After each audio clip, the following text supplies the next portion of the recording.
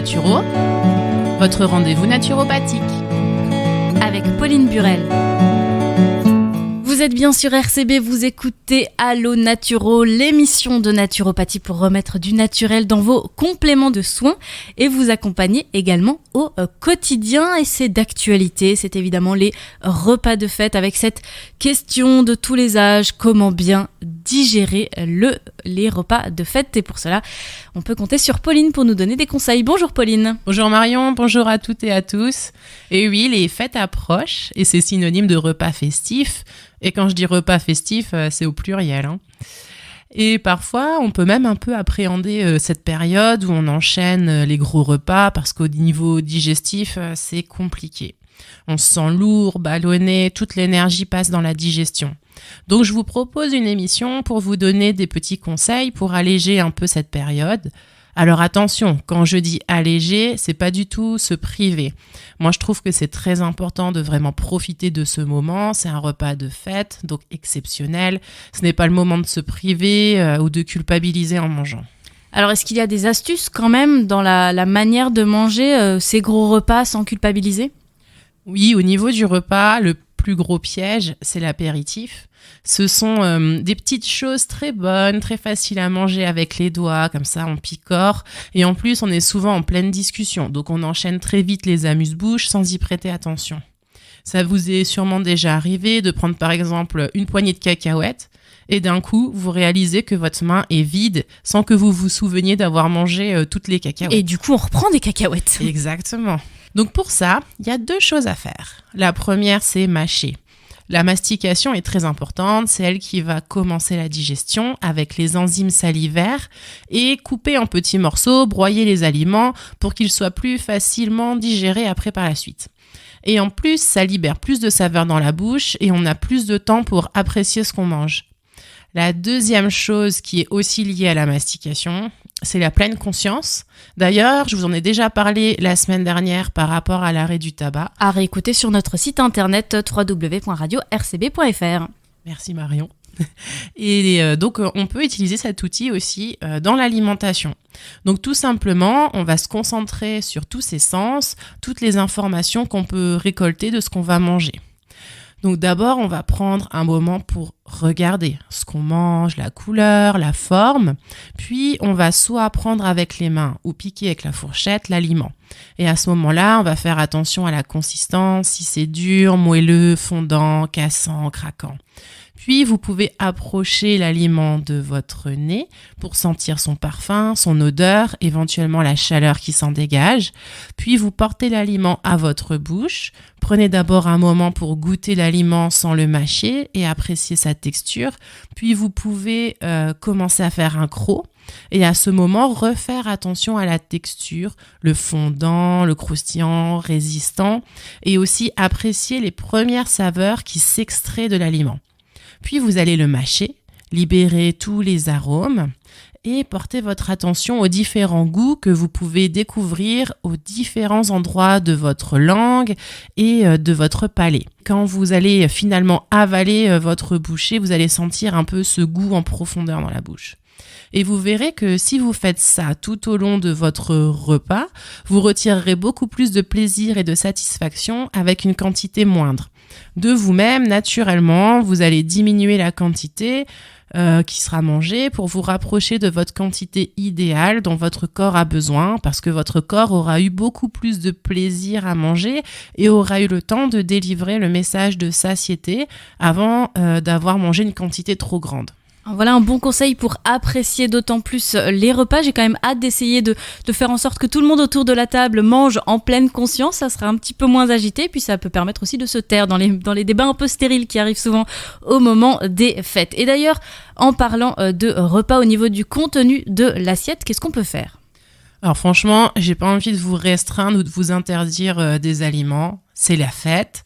Par contre, je vous encourage à ne pas oublier les légumes et les fruits qui vont apporter des fibres, qui vont limiter la glycémie, donc le sucre dans le sang, et faciliter le transit.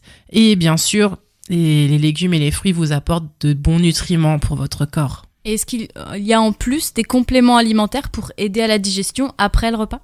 Tout à fait, Marion. On va pouvoir agir à la fois en amont du repas et aussi après. Alors, ce que vous pouvez déjà faire, c'est vérifier si vous avez assez d'acidité pour digérer correctement.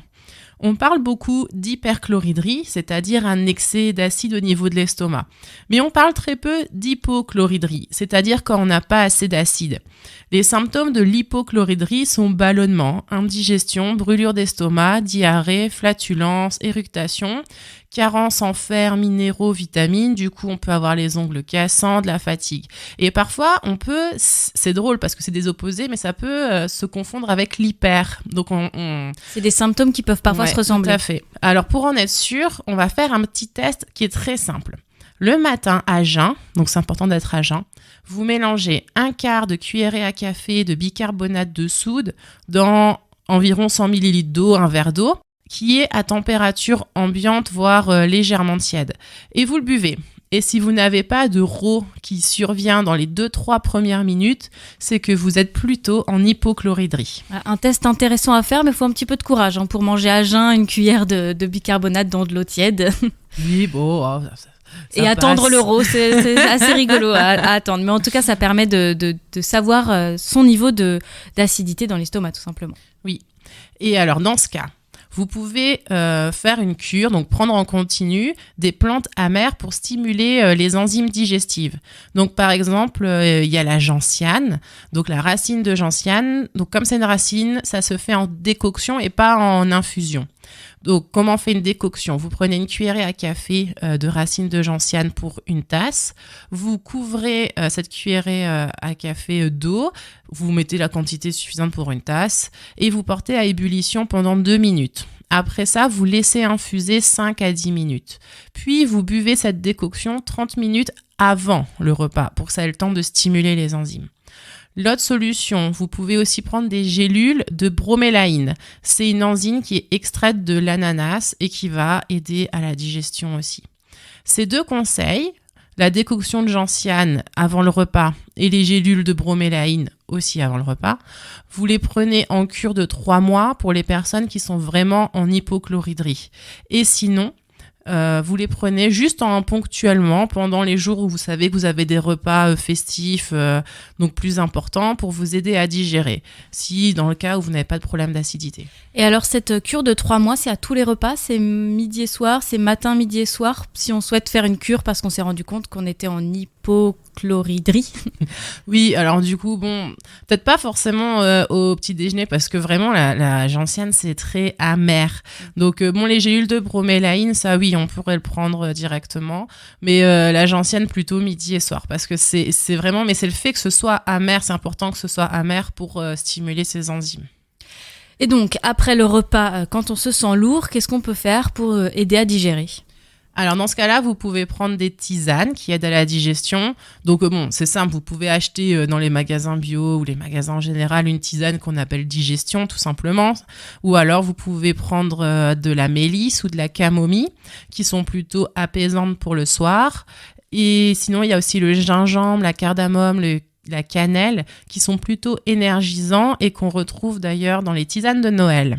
Il y a aussi les graines carminatives qu'on peut ajouter au repas ou prendre en tisane, anis, fenouil, carvi, avec le fromage par exemple, très bon. D'ailleurs, les mamans connaissent bien les tisanes de graines de fenouil parce qu'on peut en donner à bébé pour l'aider à digérer quand il a mal à son petit bidon. Et les mamans qui allaitent peuvent tout simplement boire elles-mêmes directement la tisane de fenouil parce que ça passe dans le lait.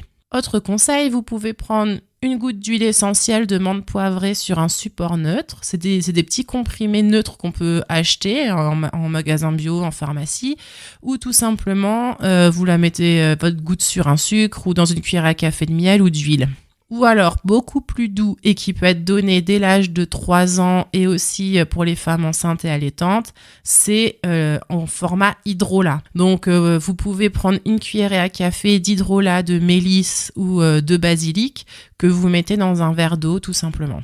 Et concernant le fameux bicarbonate de soude qu'on connaît bien, lui, il va diminuer l'acidité de l'estomac. Donc, c'est pas intéressant de le prendre quand on a le ventre plein et qu'on est en train de digérer parce que ça va baisser l'acidité de l'estomac et donc ça va encore plus compliquer la digestion. Il vaut mieux prendre les tisanes ou l'huile essentielle ou l'hydrolat dont je vous ai parlé. Vous pourrez prendre plutôt le bicarbonate de soude en dehors des repas si vous avez des remontées acides, des brûlures d'estomac. Là, dans ce cas, ça va vous soulager. Vous pouvez aussi prendre dans ce cas du gel d'aloe vera à boire qui tapissera les parois de l'estomac et apaisera les brûlures. Et enfin, en dehors des repas de fête, écoutez bien votre faim. Parfois, le corps est rassasié pour plus de temps que d'habitude. Et on n'est pas obligé de manger tous les repas, matin, midi, soir, si le corps n'a pas faim. Le corps est capable de réguler ses apports caloriques. Et donc, si on écoute bien sa faim et sa satiété, c'est beaucoup mieux. Il a le temps de digérer, de se mettre au repos et il y a moins de prise de poids aussi. Et plus on sera en accord avec sa satiété tout au long de l'année, plus les repas de fête seront faciles à appréhender et à gérer.